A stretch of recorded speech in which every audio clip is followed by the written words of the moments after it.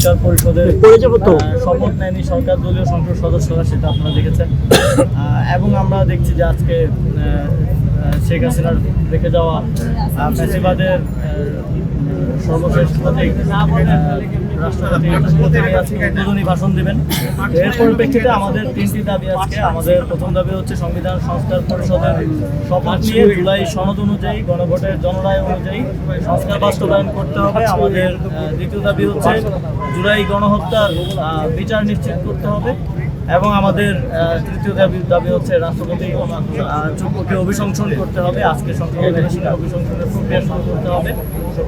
আমরা আশা করি আজকে যারা সংসদে আছেন তারা বিগত সময়ে অনেকেই জেলে ছিলেন, শেখ হাসিনার ফ্যাসিবাদী সরকারের সময় নির্যাতন নিপীড়নের শিকার হয়েছিলেন, অনেকেই নির্বাসনে ছিলেন, দেশের বাইরে ছিলেন।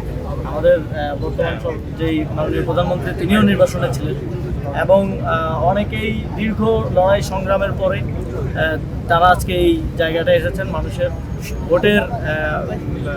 ভোট এবং সমর্থন নিয়ে এখানে এসেছেন। জনগণের অনেক প্রত্যাশা আছে তাদের প্রতি।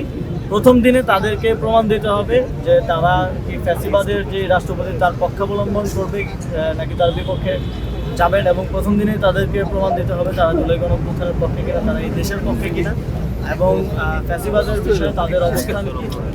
এবং আমরা আশা করি যে তারা জনগণের পক্ষেই অবস্থান নেবেন, এটা আমাদের প্রত্যাশা।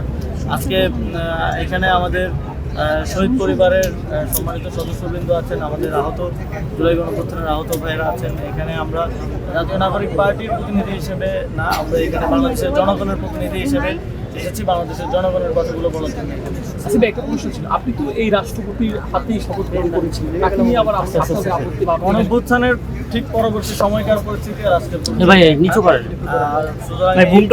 দাঁড়িয়ে ওই সময়কার কথা বলে আসলে ধন্যবাদ। আচ্ছা